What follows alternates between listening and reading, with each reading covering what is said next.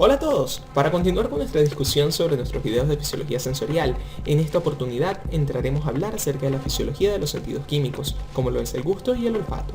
En este video en particular, abordaremos los principales puntos relevantes a la fisiología del gusto.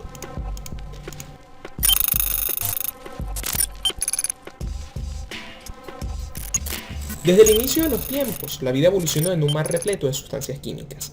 Los primeros organismos unicelulares flotaban y nadaban en este medio acuoso lleno de elementos químicos que les indicaban la presencia de fuentes de comida cercanas, o bien los alertaba acerca de la posibilidad de encontrarse con algún tipo de sustancia nociva o algún veneno.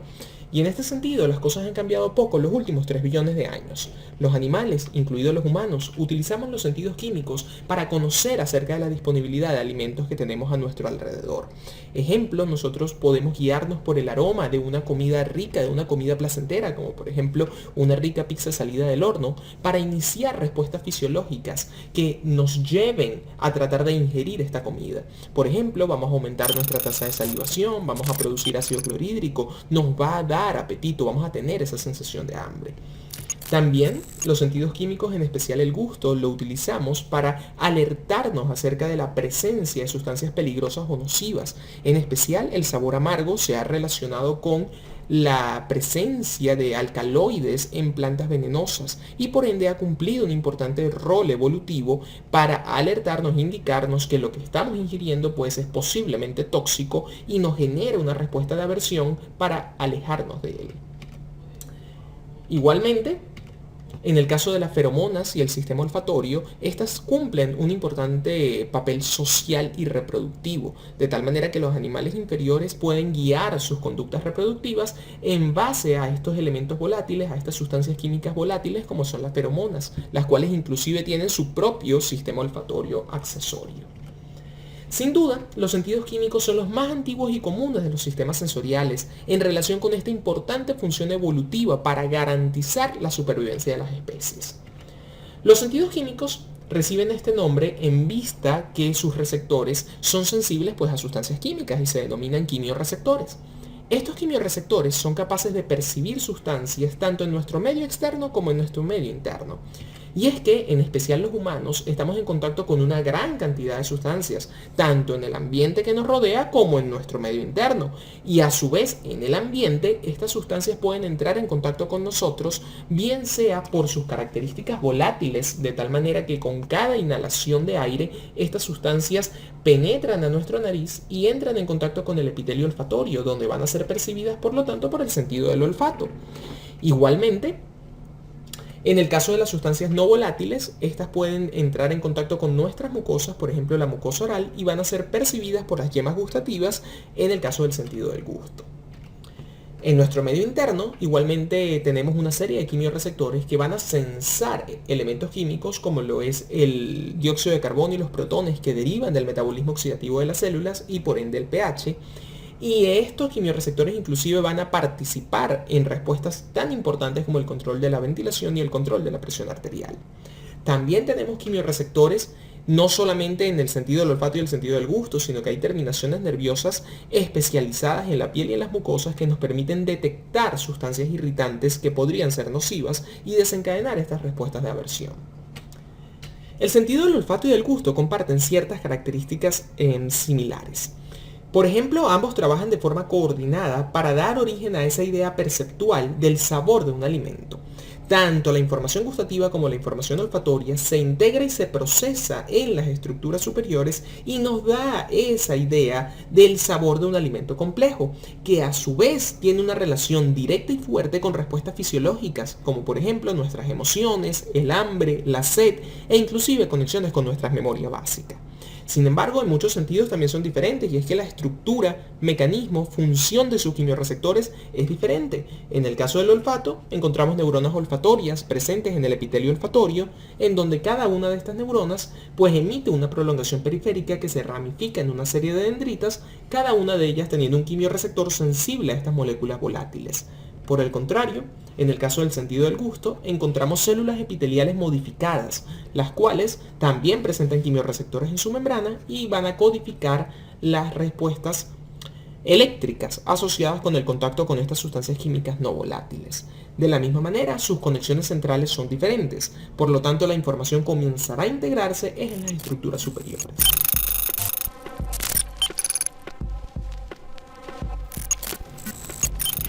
El ser humano evoluciona como un omnívoro, comiendo de forma oportunista las plantas, animales que podía recolectar, matar o sencillamente se iba encontrando en su camino.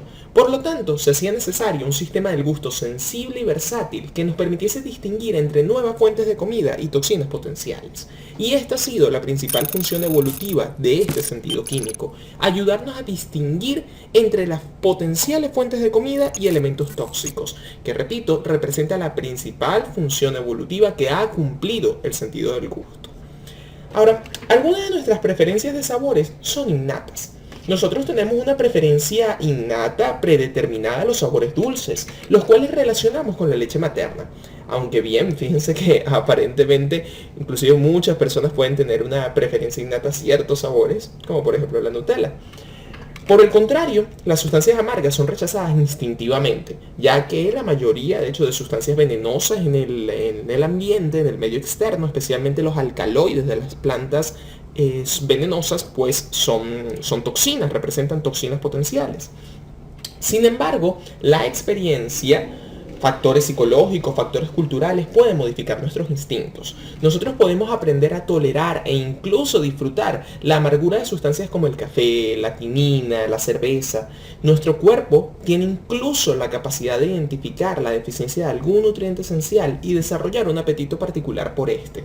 Por ejemplo, en el caso de la hiponatremia, por diferentes causas, el organismo comienza a desarrollar un antojo, un craving por comidas saladas. Aunque el número de sustancias químicas es inmesurable, los humanos y otros mamíferos podemos distinguir entre 5 sensaciones gustativas básicas. Las 4 más conocidas son el dulce, el salado, el amargo y el agrio o ácido.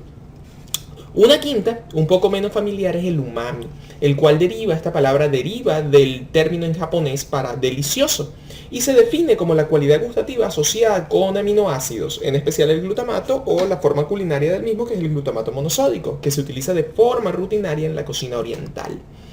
Las sustancias gustativas que en general percibimos como dulces están asociadas con contenido calórico elevado, mientras que las que percibimos como umami, pues usualmente están relacionadas con contenido proteico. Y de forma consistente con la importancia nutricional asociada con los carbohidratos y con las proteínas, las sensaciones gustativas dulces y umami evocan respuestas placenteras en humanos y animales, a diferencia de lo que son las sensaciones amargas que ya describimos, que están asociadas fundamentalmente con toxinas y generan respuestas aversivas. Ahora, en muchos casos existe una correlación directa entre la composición química de una sustancia y su cualidad gustativa.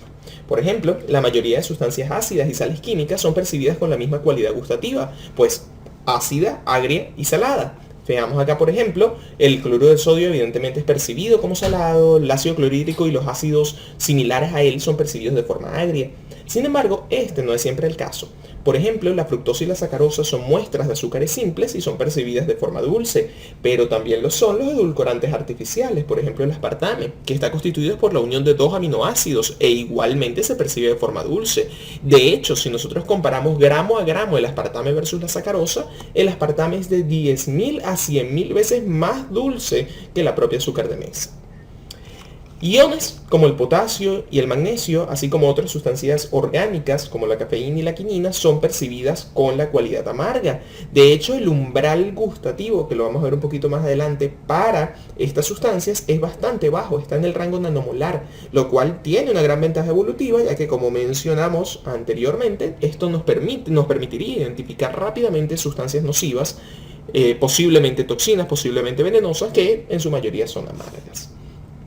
Ahora, ¿cómo entonces somos capaces de percibir los incontables sabores de una comida? Chocolate, fresas con crema, una buena carne asada, etc. Primero, cada comida tiene una proporción, una combinación única de las cualidades gustativas básicas.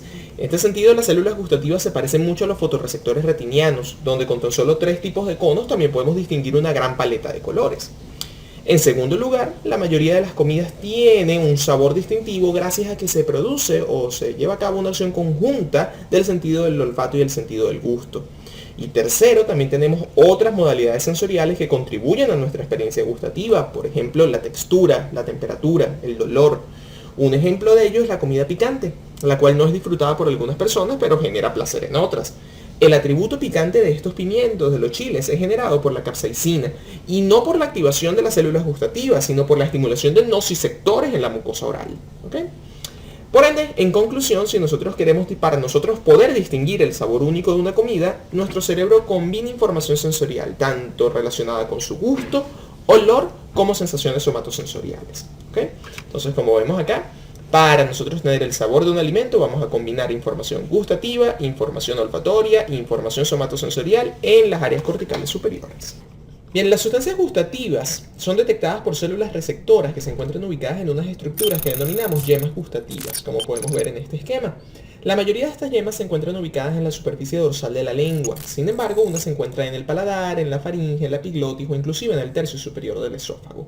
Ya vamos a ver un poco mejor las estructuras constituyentes de esta yema gustativa, pero podemos ver acá, tenemos las sustancias químicas. Imaginemos que esta es la superficie dorsal de la lengua y esas sustancias químicas entran en contacto con estas pequeñas microvellosidades de cada una de estas células, que son las células receptoras. Son las células que contienen los quimiorreceptores que van a responder o que van a detectar cada una de estas sustancias químicas no volátiles que han entrado en contacto con nuestra mucosa oral, con nuestra lengua, ¿correcto? Ahora, las yemas gustativas en la lengua se encuentran en unas estructuras que denominamos papilas. Las papilas las vamos a clasificar de acuerdo a su morfología y su localización en tres grandes grupos. Las papilas fungiformes están localizadas en los 2/3 anteriores de la lengua, especialmente en las puntas, y contienen alrededor del 25% del total de yemas. En el caso del segundo grupo son las papilas foliáceas, que están ubicadas en los bordes posterolaterales de la lengua y contienen otro 25% del total de yemas, que en el ser humano promedio están entre 2.000 a 5.000 yemas por individuo. Y finalmente el tercer grupo son las papilas caliciformes, que de ellas solamente tenemos unos cientos en el área posterior de la lengua. Las podemos ver en una especie de V, de figura en forma de V que vemos en esa área posterior de la lengua, y son las más grandes, conteniendo alrededor del 50% del total de yemas. Las papilas gustativas realmente son fácilmente visibles. Si por ejemplo sacas tu lengua ahorita frente a un espejo con una buena luz, vas a poder ver pequeñas estructuras redondeadas al frente de la lengua y a los lados, y en la parte de atrás estas papilas grandes formando una especie de figura de V, que son las papilas caliciformes en esa parte posterior de la lengua. Como ya dijimos, tenemos alrededor de 2.000 a 5.000 yemas gustativas. Ahora, en general, los estímulos químicos en la lengua estimulan primero a los receptores de las papilas fungiformes, ya que están presentes en estos 2/3 anteriores de la lengua. Luego, a medida que masticamos y formamos el bolo alimenticio, la comida va mezclándose hacia la parte posterior de la lengua, y es que vienen a entrar en contacto las sustancias químicas con las papilas foliáceas y las papilas caliciformes, para finalmente llegar así la comida a estas yemas gustativas que se encuentran dispersas en la faringe, en la laringe y en la parte superior del esófago. Acá podemos ver un esquema que nos muestra la distribución de las papilas gustativas. Veamos cómo en esos 2/3 anteriores tenemos las papilas fungiformes en forma de hongo, con las yemas gustativas o botones gustativos en su superficie. Hacia esta parte posterolateral encontramos las papilas foliáceas con estas invaginaciones, con sus yemas gustativas, y en esta parte posterior de la lengua, en esa área en forma de V, vamos a encontrar las papilas caliciformes o papilas circunvaladas, que son las más grandes y contienen la mayor cantidad de yemas gustativas. Igualmente lo podemos ver acá. Estamos viendo un esquema de las papilas caliciformes, de estas papilas en la parte posterior de la lengua. Fíjense cómo tienes la papila, todo este epitelio en la superficie dorsal de la lengua con las yemas gustativas dentro de ella. Aquí vemos un esquemita de la yema gustativa, ya lo vamos a explicar un poco mejor. Tenemos un poro gustativo, las diferentes células receptoras, otras células de sostén y los axones aferentes de los nervios gustativos, sinapsando con cada una de estas células receptoras. Nuevamente aquí vemos la distribución, las características de cada una de las tres papilas gustativas. Repitamos los 2/3 anteriores con las papilas fungiformes en forma de hongo. En las partes posterolaterales las papilas foliáceas, fíjense las invaginaciones estrechas que conforman estas papilas, y en esta parte posterior de la lengua, en esa figura en forma de V, las papilas caliciformes o circunvaladas. Nuevamente aquí tenemos un esquema un poco más detallado de las características de esa yema gustativa, que ya vamos a describir con mayor detalle. Para describir un poco mejor las características, los elementos constituyentes de la yema gustativa, vamos a seguir este esquema. Como podemos ver acá, la yema es una estructura que tiene una forma elongada, más o menos parecida a un ajo, a un diente de ajo, y se encuentra embebida en el epitelio gustativo.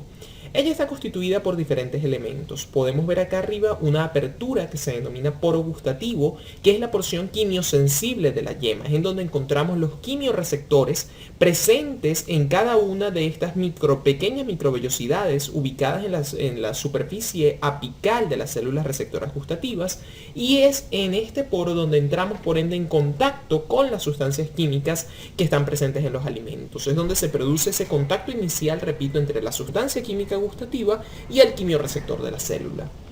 Aparte de ello, encontramos las células receptoras propiamente dichas, estas células elongadas que se extienden desde el poro hasta la base de la yema, que constituyen células excitables. Ellas comparten la propiedad de excitabilidad celular. Esto significa que cuando la sustancia química interactúa con el quimioreceptor, se produce una alteración del tráfico iónico a través de la membrana plasmática, lo cual despolariza el potencial de membrana celular bajo lo que se conoce como potencial de receptor. Finalmente, ese potencial de receptor va a permitir la exocitosis, la liberación de neurotransmisores a través del polo basal de la célula y la activación de los axones aferentes gustativos, bajo un mecanismo de transducción de señales que ya vamos a ver un poco más adelante. Estas no son las únicas células. Como podemos ver acá, tenemos estas células azuladas, que son en este caso estas células elongadas, que son células de soporte, que contribuyen a darle estabilidad a la yema gustativa. Y tenemos estas células redondeadas ubicadas hacia el polo basal de la yema, que se denominan células basales. Ellas actúan como una especie de células madres, contribuyendo al ciclo de regeneración celular dentro de la yema gustativa, ya que el tiempo de vida media aproximado de las células receptoras es de 2 semanas. Por lo tanto, tenemos una continua regeneración dentro de la estructura. De hecho, cuando la persona va envejeciendo, ya después de los 45 años, estos ciclos regenerativos van disminuyendo y por lo tanto la persona va perdiendo esa discriminación gustativa. Finalmente, el último componente son los axones aferentes gustativos, que van a entrar en contacto a través del polo basal de la yema con las células receptoras, y se va a producir un mecanismo de comunicación que constituye una verdadera sinapsis química, ya que existe una liberación de un neurotransmisor entre la célula receptora y esta axón aferente, algo que describiremos un poco mejor más adelante. Ahora, acá tenemos nuevamente una representación esquemática de la yema gustativa. Tenemos todas estas de acá, son células receptoras. Este esquema nos quiere mostrar un principio básico de la codificación gustativa. Y es que actualmente conocemos que cada célula gustativa va a expresar un receptor, un quimioreceptor en particular.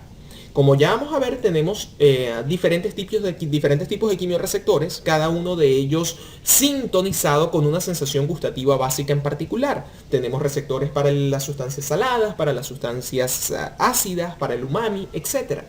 Por lo tanto, nuestro primer principio básico es que cada una de las células gustativas va a expresar un solo tipo de quimioreceptor.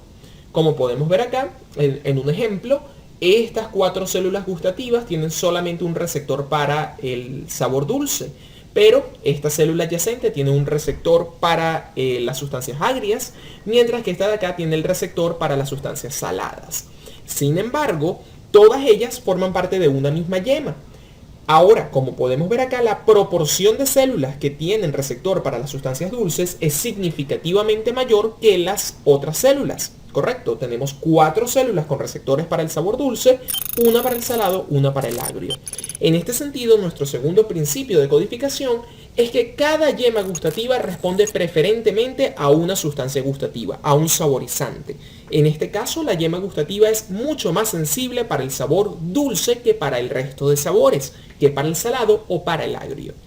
Entonces, estos van a ser nuestros 2 principios básicos. Repito, cada célula gustativa tiene un receptor en particular.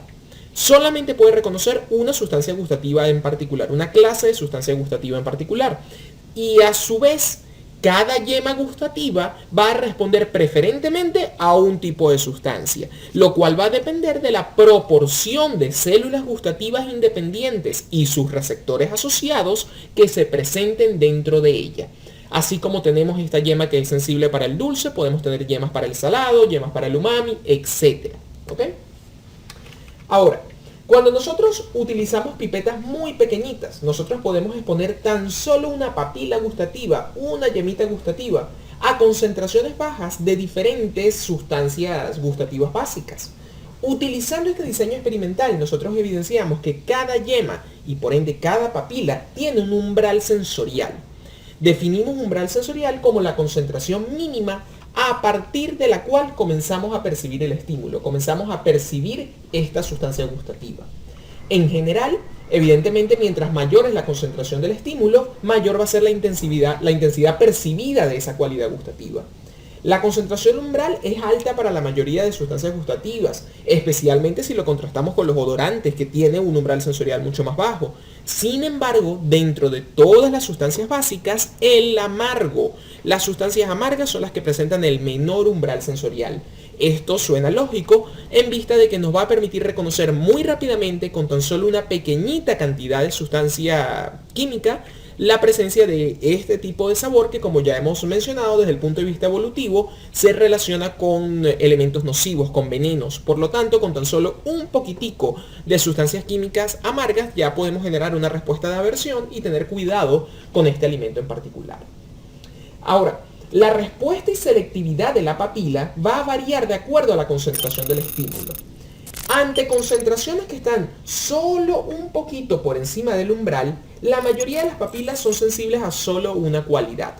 Por ejemplo, tenemos papilas y yemas que son sensibles a la sal, como ya mencionamos. Cada yema responde preferiblemente a un saborizante. Por lo tanto, inicialmente a concentraciones bajas que están solo por un poquito por encima del umbral, vamos a tener papilas o yemas que son sensibles al salado, al umami, al dulce, etc. Pero ¿qué ocurre? Cuando incrementamos la concentración del estímulo que se presenta, la selectividad va disminuyendo. Por ejemplo, si a concentraciones bajas la yema responde prácticamente únicamente al umami, ahora si subimos la concentración va a poder responder tal vez al dulce o al amargo. Esto lo podemos relacionar con el esquema que ya presentamos. Por ejemplo, si nosotros presentamos, evidentemente la concentración del estímulo tiene que ser mayor a la del umbral, ¿correcto? Porque si no, no vamos a tener percepción del estímulo. Si no, no estamos generando un potencial de receptor, no generamos un potencial de acción en la fibra, no hay comunicación sensorial. Ahora, si estamos tan solo un poco por encima del umbral sensorial, evidentemente esta yema va a ser sensible prácticamente de forma exclusiva al dulce, en vista de que con poca concentración del estímulo vamos a tener respuestas en estas 4 células. Y la yema va a responder. Si nosotros presentamos una pequeña cantidad de estímulo pero salado, es posible que como nada más tenemos una célula, ese estímulo sea tan poquito que no va a permitir la activación del axón aferente que inerva esa yema gustativa.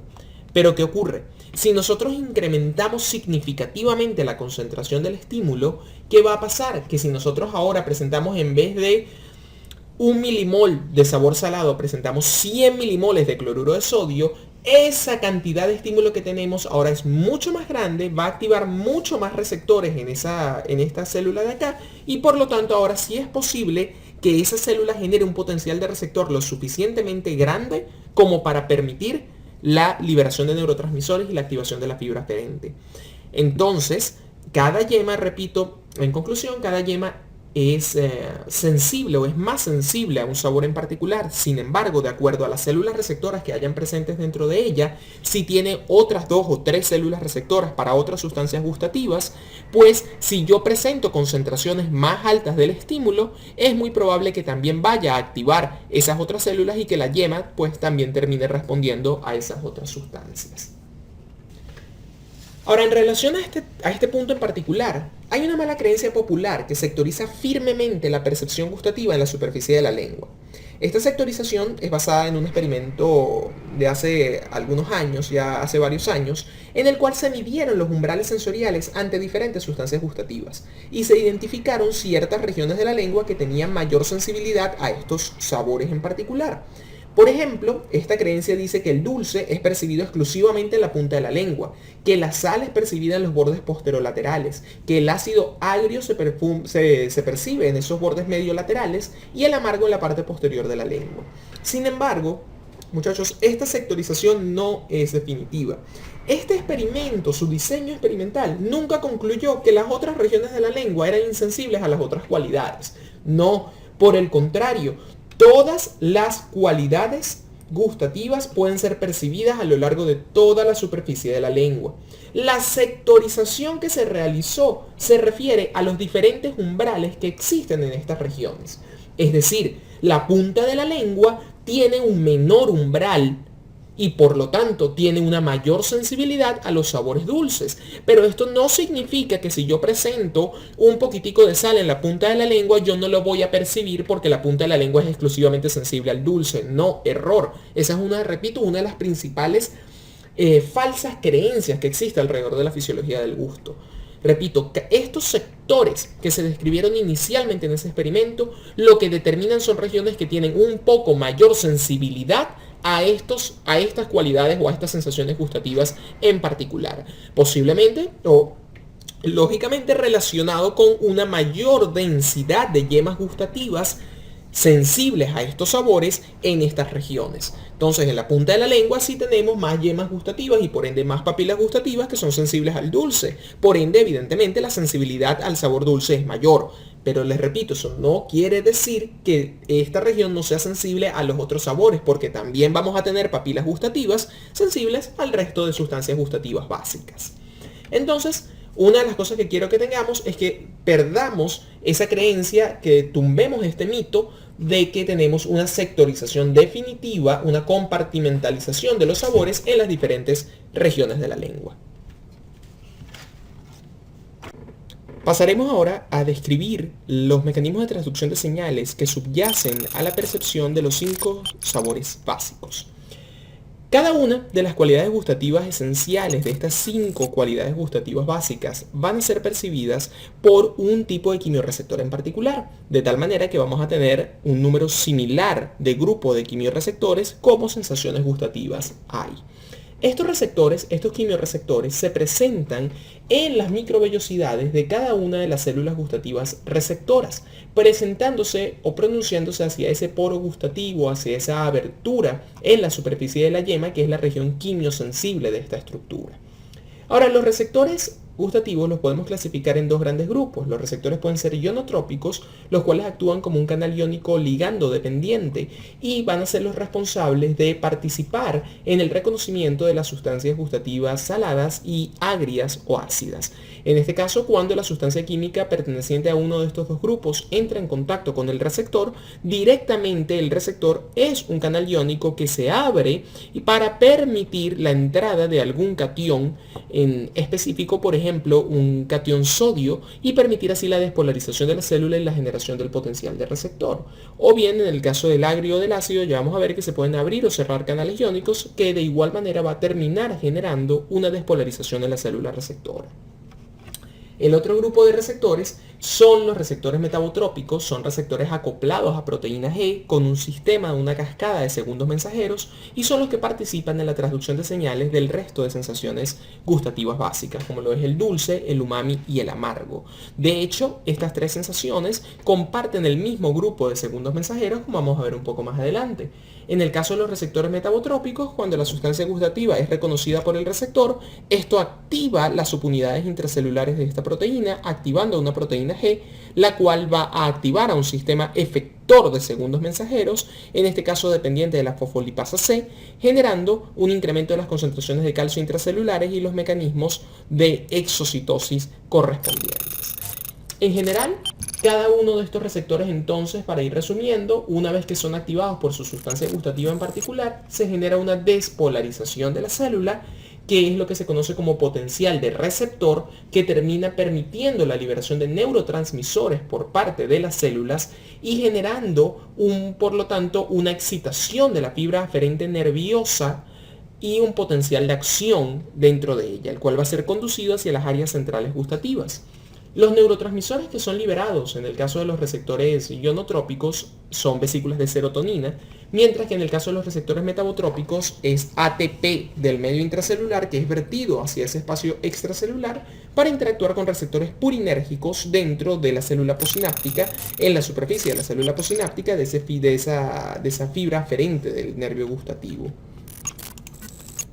Aquí podemos ver un poquito un resumen de lo que hemos hablado. Tenemos entonces dos grandes tipos de receptores gustativos, los receptores ionotrópicos, canales iónicos ligando dependientes. Cuando llega el estímulo gustativo, pues el canal iónico se abre o se cierra dependiendo del caso en que nos encontremos. Esto altera el tráfico de iones a través de la membrana, que sería un cambio de conductancia, un cambio de permeabilidad. Termina despolarizándose la célula, que es lo que se conoce como potencial de receptor, que finalmente permite la entrada de calcio al interior de la célula y por lo tanto activa los mecanismos de exocitosis y permite la liberación de los neurotransmisores como serotonina.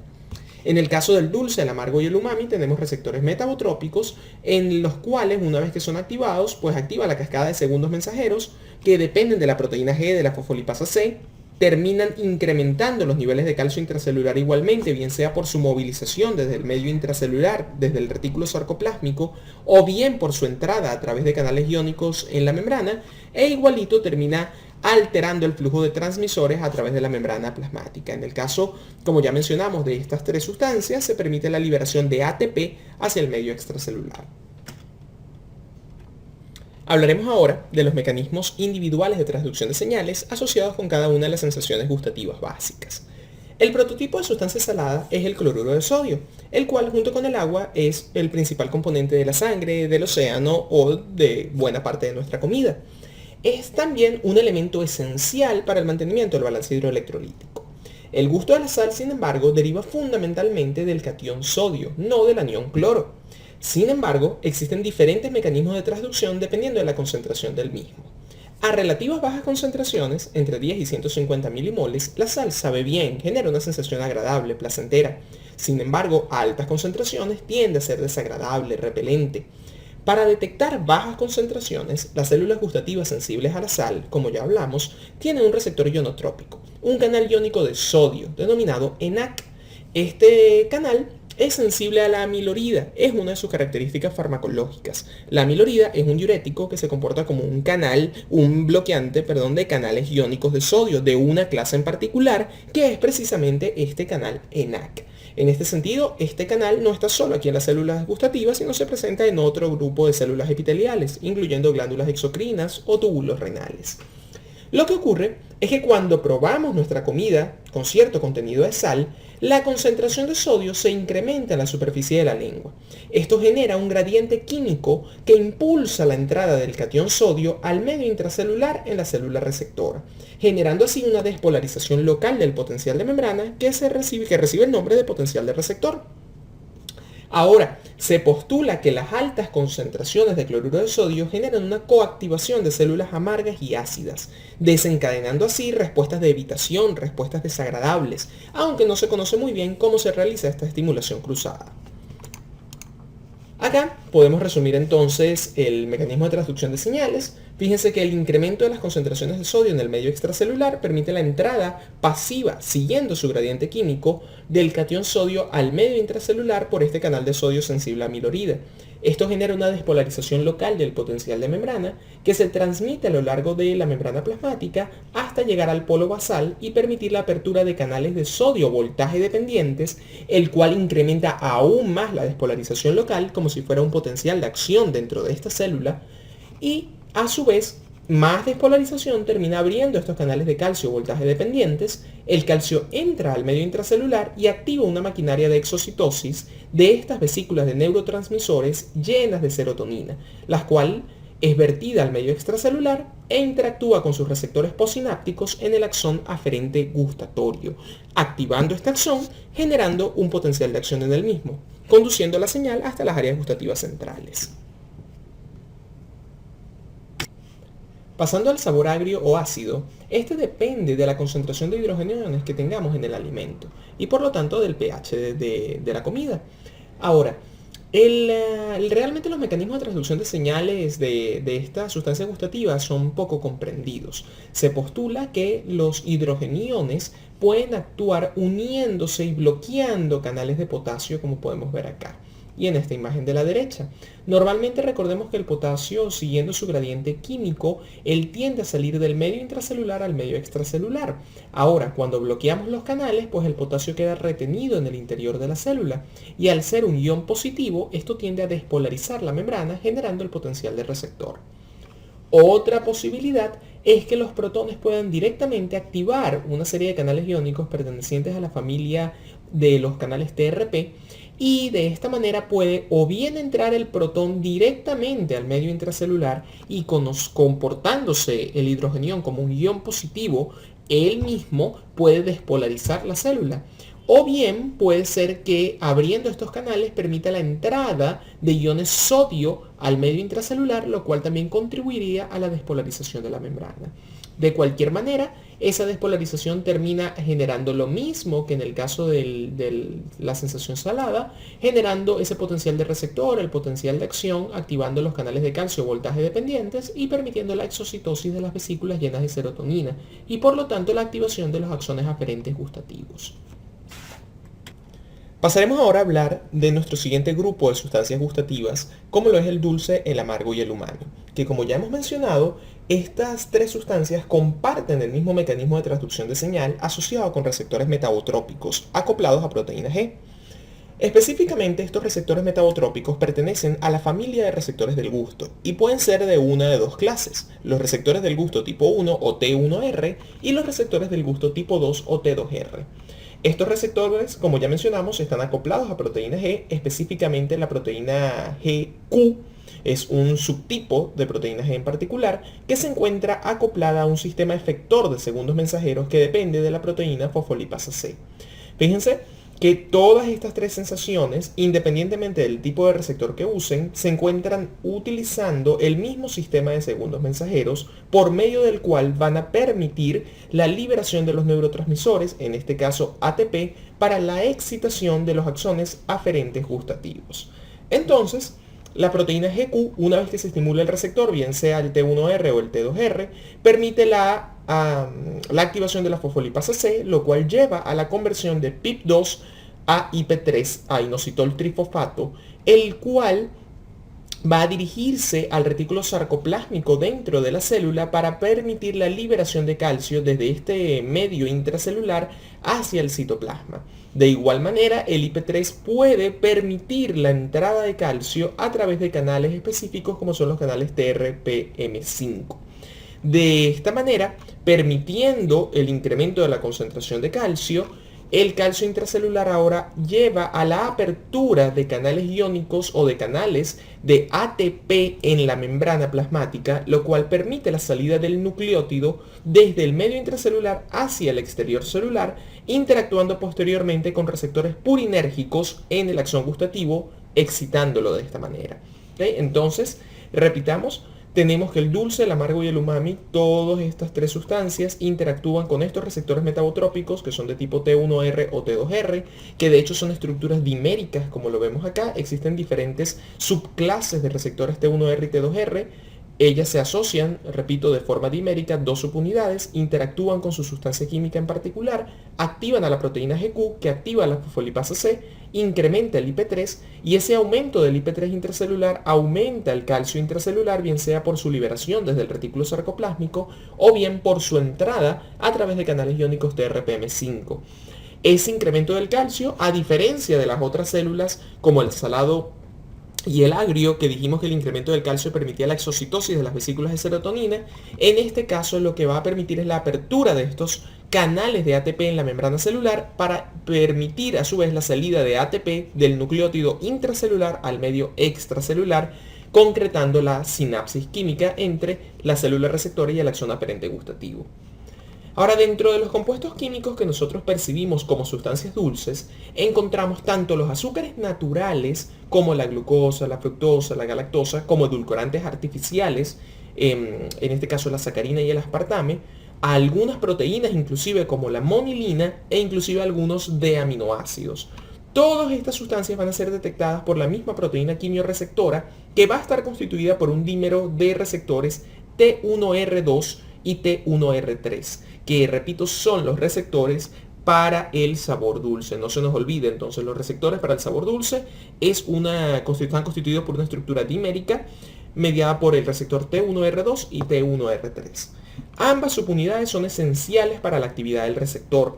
Por ejemplo, los gatos no poseen los genes que codifican para el receptor T1R2, de tal manera que los gatos son insensibles a la mayoría de moléculas que nosotros percibimos como sustancias dulces. El gusto amargo está asociado con diferentes sustancias químicas. Por ejemplo, la cafeína, nicotina, alcaloides y el denatonio, que es de hecho la sustancia más amarga conocida.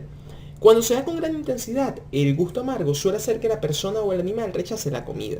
Esta es una función importante desde el punto de vista evolutivo asociada con esta sensación gustativa, ya que muchas toxinas mortales presentes en plantas venenosas son alcaloides y prácticamente todas ellas suscitan ese sabor amargo intenso, normalmente seguido por el rechazo del alimento.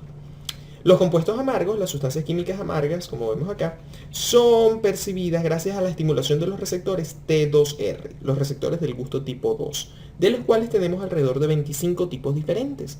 Esto permite que seamos capaces de reconocer una gran gama de sustancias amargas.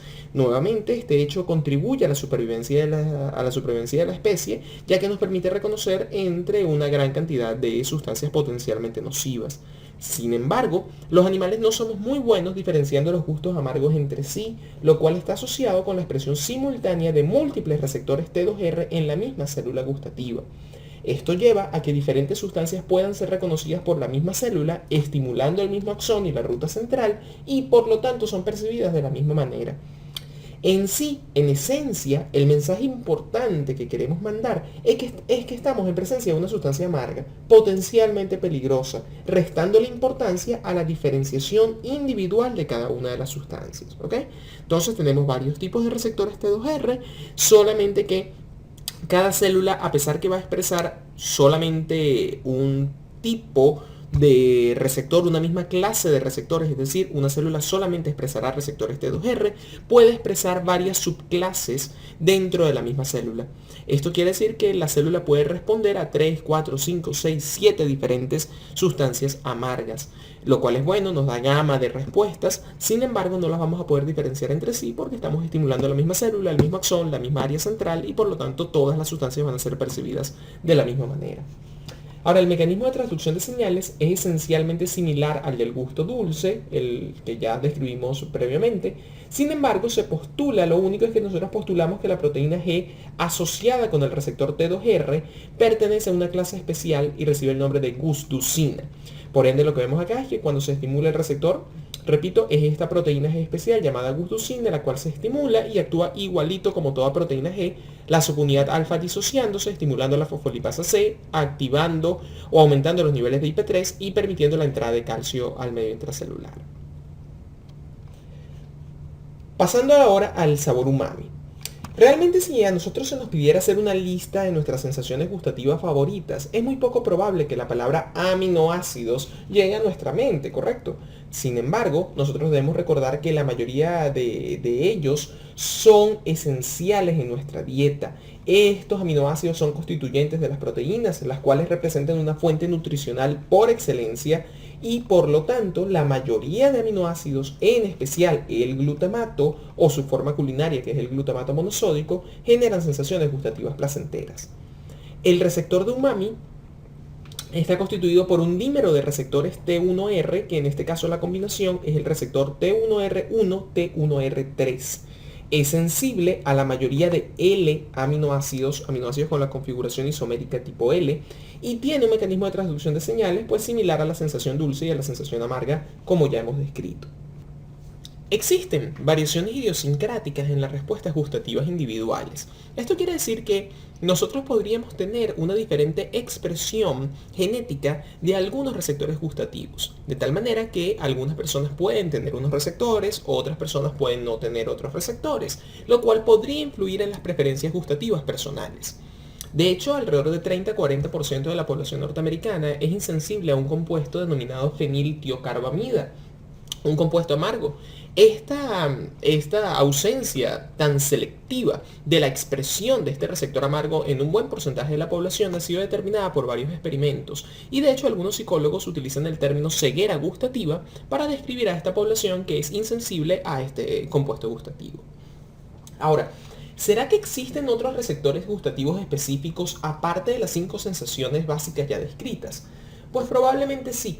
Aunque no han sido claramente identificados, diferentes estudios animales han ido acumulando cierta evidencia en este sentido. Vamos a hablar un poquitico de esto.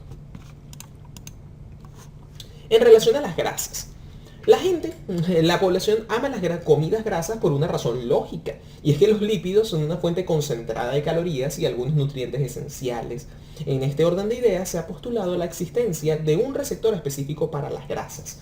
Sin embargo, es complejo de identificarlo porque la ingesta de una comida rica en grasa termina estimulando múltiples sistemas sensoriales, dificultando, como les digo, aislar experimentalmente la sensación gustativa asociada. Aislar experimentalmente que solamente sea un lípido, un ácido graso, el que sea reconocido por un receptor específico.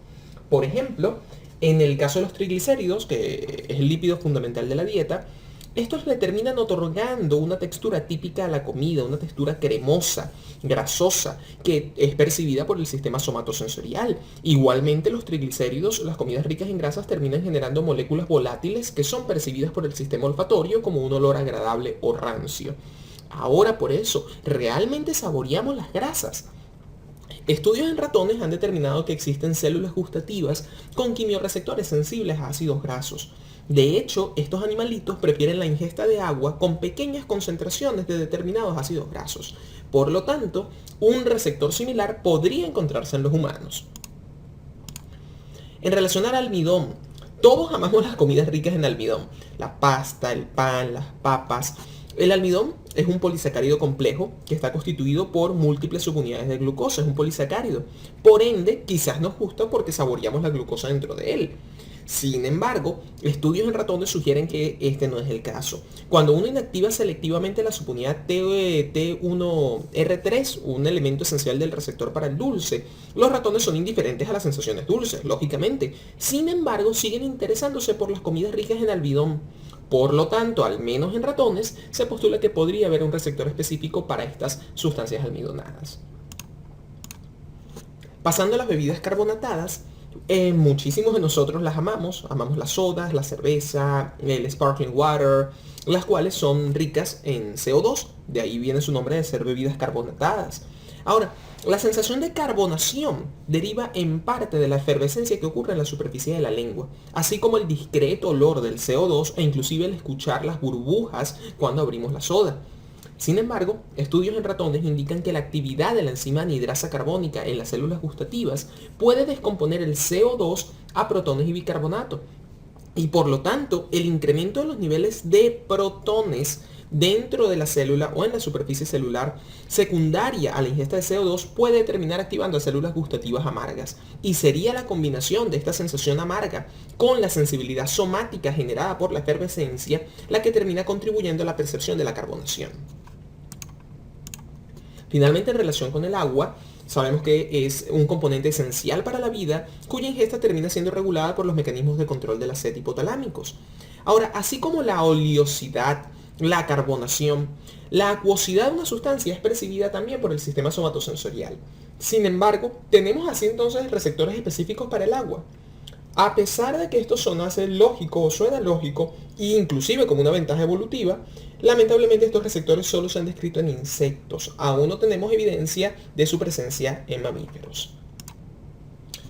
Bien, pasaremos ahora a describir la vía gustativa central. Cómo se produce la conducción de esa información nerviosa desde la célula receptora gustativa hacia las estructuras superiores. Ya hemos hablado cómo reconocemos cada una de las sustancias gustativas básicas, cómo actúan esos quimiorreceptores, cómo generan el mecanismo de transducción de señales, cómo generamos ese potencial de receptor y liberamos los neurotransmisores.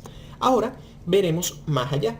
Cómo se conduce esa señal nerviosa desde los axones aferentes gustativos dentro de la yema gustativa hacia la corteza cerebral.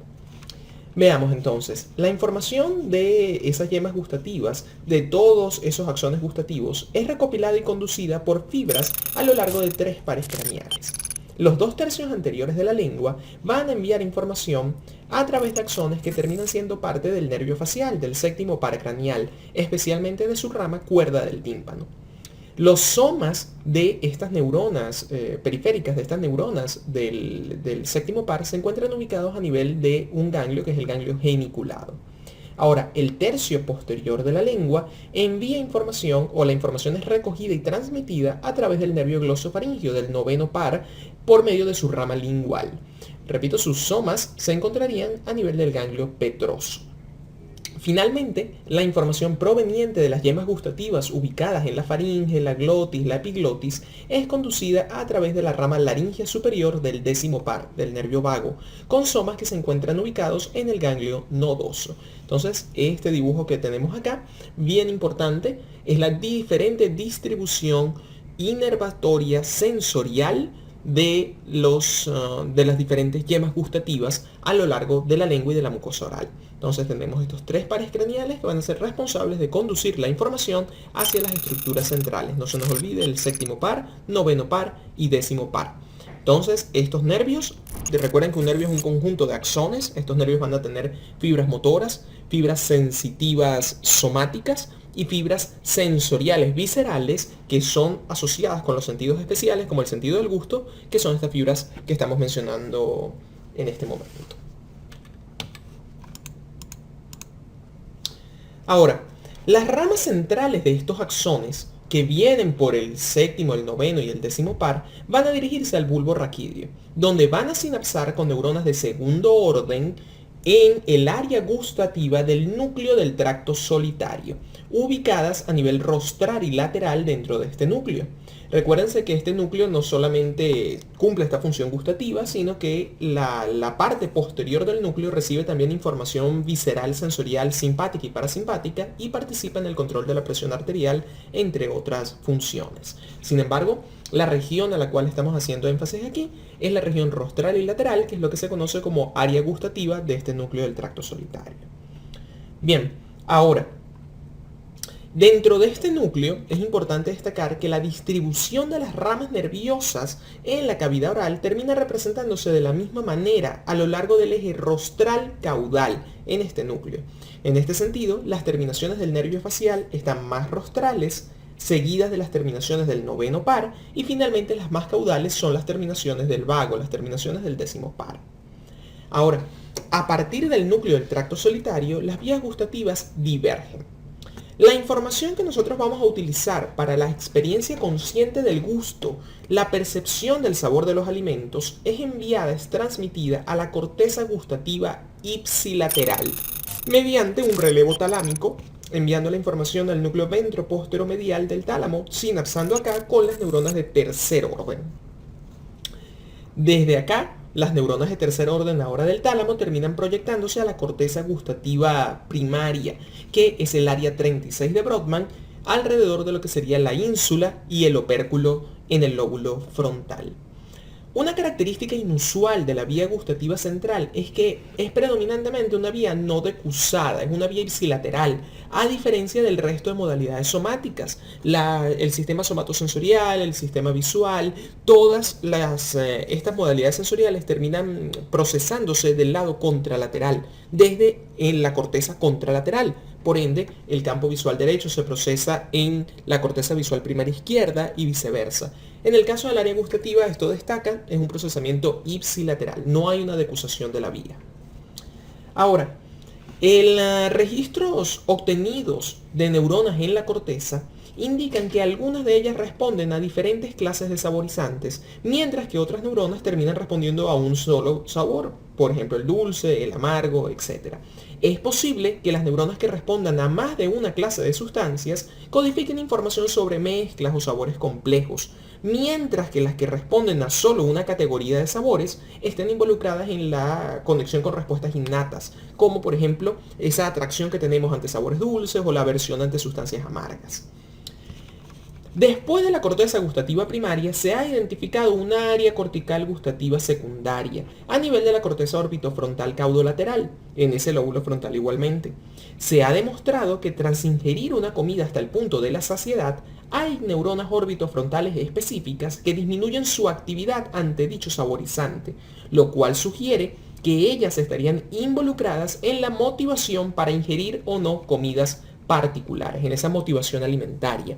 Igualmente, aquí va a empezar o se va a dar el fenómeno de confluencia o de convergencia sensorial y vamos a ir combinando la información olfatoria, la información gustativa, la información somatosensorial para dar origen también a esa idea del sabor. Esa confluencia sensorial ocurre en mayor medida en esta área gustativa secundaria, aunque también en el área gustativa primaria. El sistema gustativo, sin embargo, también es esencial para la coordinación de conductas básicas con áreas que también van a requerir, por lo tanto, vías gustativas adicionales. Como vemos acá entonces, desde el núcleo del tracto solitario, también vamos a enviar eferentes a otras regiones del tronco encefálico encargadas de respuestas viscerales. Por ejemplo, el control del apetito, la digestión, la salivación, los reflejos de deglución o el reflejo del vómito. Adicionalmente, también esa información la vamos a enviar hasta el hipotálamo y otras estructuras del sistema límbico que van a estar por lo tanto involucradas en la palatalabilidad de los alimentos, cuán placenteros son los alimentos y la motivación a ingerirlos. Vemos entonces por lo tanto que las vías gustativas central para el análisis consciente del gusto, de la idea, la percepción del sabor de los alimentos, pues involucra la transmisión de la señal hacia las áreas corticales utilizando dos neuronas, una neurona de primer orden, sinapsando con una de segundo orden, finalmente con una de tercer orden, teniendo la primera sinapsis a nivel del bulbo en el núcleo del tracto solitario y la segunda sinapsis a nivel talámico en el núcleo ventroposteromedial. Recordemos que es una vía ipsilateral. De igual manera, esa señal, una vez que llega al núcleo del tracto solitario, también va a ser distribuida hacia otras regiones que controlan, como vemos, respuestas viscerales o respuestas emocionales asociadas con el sistema límbico. Acá podemos ver entonces cómo los tres pares craneales, lo que sería el nervio facial a través del nervio cuerda del tímpano, el nervio glosofaringio y el nervio vago, recogen la información de todas estas yemas gustativas. Sus somas están ubicados en los ganglios geniculado, petroso y nodoso y envían la información hacia el núcleo del tracto solitario, donde se va a sinapsar con la segunda neurona y vamos a transmitir la información de forma ipsilateral hasta el tálamo y después hasta la corteza. Lo seguimos viendo acá. Veamos cómo recogemos la información y la enviamos hasta lo que sería ese núcleo gustativo en el núcleo del tracto solitario y hago énfasis de nuevo en la conexión ipsilateral hasta el tálamo ventroposteromedial y de aquí hasta la corteza gustativa primaria, como vemos alrededor de la ínsula. Este esquema nos lo permite analizar nuevamente. Veamos el nervio facial con los 2 tercios anteriores de la lengua, el glosofaringio con el tercio posterior y el vago con la faringe y la epiglotis. Llegamos al tracto solitario, al tálamo, luego a la corteza frontal, a la ínsula, al opérculo y a partir de aquí nos vamos hacia cortezas gustativas secundarias, aunque hay unas pequeñas conexiones también con estructuras subcorticales límbicas, como ya hemos descrito. Para continuar nuestro análisis del procesamiento central de la información gustativa, fíjense que las respuestas conductuales asociadas con este sistema sensorial pueden ser bastante profundas. Por ejemplo, en el caso del condicionamiento aversivo asociado a sabores, ese condicionamiento aversivo gustativo, el cual representa una forma bien robusta de memoria asociativa. Lamentablemente, la mayoría de nosotros hemos experimentado esta respuesta. En algún momento hemos comido alguna comida contaminada, alguna comida dañada que nos ha caído mal, nos ha generado una respuesta muy desagradable en forma de náuseas, vómitos, diarrea, y posterior a esta experiencia quedamos aborreciendo por un buen tiempo esta comida en particular, o una comida similar que tiene un gusto o un olor parecido. El condicionamiento aversivo gustativo se caracteriza porque requiere muy poca experiencia. Tan solo una vez, una sola experiencia es suficiente para condicionar la respuesta y generarnos entonces náuseas, generarnos una sensación desagradable al estar expuestos nuevamente a este estímulo, a un estímulo parecido, como ya hablamos. Esta respuesta también puede ocurrir aunque haya una separación temporal entre la ingesta de la comida y la aparición de la sensación desagradable. Puede ser que esto dure 1 hora, 2 horas, 3, 4 horas de separación entre la presentación del estímulo y la aparición de la respuesta. y a su vez la respuesta conductual puede durar bastante tiempo. Se describe que pueden ser de 5, 10, 20, inclusive hay respuestas hasta 50 años. Esta respuesta conductual es evidentemente una forma útil de aprendizaje en la naturaleza. Es esencial para modular nuestra conducta alimentaria y evitar comidas peligrosas. Sin embargo, en la vida moderna puede terminar siendo poco placentero, ya que dejamos de consumir muchos platos, muchas comidas que están perfectos, no están contaminados y nos privamos de este gusto. Esta misma respuesta ha sido utilizada como base terapéutica en algunos pacientes, especialmente en pacientes alcohólicos, donde el uso del disulfiram, un medicamento que altera el metabolismo del alcohol y termina induciendo náuseas y malestar general posterior a su ingesta, va condicionando al paciente a generar esta respuesta aversiva, la cual junto con soporte, con ayuda psicológica, puede ayudar a cesar la dependencia al alcohol. Ahora, para enfocarnos ya hacia la parte final de nuestro video, en lo que sería la codificación neural de la información gustativa. Si consideramos que la sensación dulce, la sensación amarga, la sensación de umami comparten los mismos mecanismos de transducción de señales, ¿cómo entonces las percibimos como sensaciones independientes? La respuesta radica en la selectividad celular. Cada célula gustativa, como hemos hablado, expresa preferentemente solo una clase de quimioreceptor. Como vemos en esta yema gustativa, en este mismo esquema que presentamos anteriormente, nosotros vamos a tener células sensibles para el dulce, células sensibles para el salado, el amargo, el umami, etc. Las cuales se comunican con un axón gustativo en particular, codificando así señales específicas para cada sensación gustativa, las cuales terminan siendo transmitidas a áreas centrales particulares. ¿Ok? Entonces, como vemos acá, tendríamos células sensibles para el dulce que interactúan con axones aferentes específicos sensibles para ese mismo sabor dulce, que terminan llegando a áreas centrales específicas donde se reconoce ese sabor dulce. Y vamos a tener axones diferentes que interactúan con las células del salado, las células de amargo, que tienen esa misma selectividad. En general, la percepción gustativa depende de la célula receptora y de su interacción con la fibra nerviosa, más no del quimioreceptor. Estudios han demostrado que la expresión de receptores T2R relacionados con el sabor amargo en células con receptores T1R2, T1R3, que son los receptores del sabor dulce, desencadenan respuestas placenteras en vez de aversivas. ¿Esto qué quiere decir? Que es la activación de una célula particular y su comunicación con su axón gustativo específico, transmitiendo la señal nerviosa hacia una región central única, lo que influye en la percepción definitiva y en la respuesta conductual asociada. Nosotros cambiamos el receptor, tenemos una célula, le quitamos el receptor dulce y le ponemos un receptor amargo, ¿y qué pasa? Esa célula ahora va a reconocer células amargas, sustancias amargas, pero su conexión central va a ser la misma. Esa vía que previamente está codificada, está sintonizada con el sabor dulce. Por lo tanto, la respuesta gustativa, la respuesta conductual asociada termina siendo una respuesta placentera, aunque hayamos cambiado el quimioreceptor.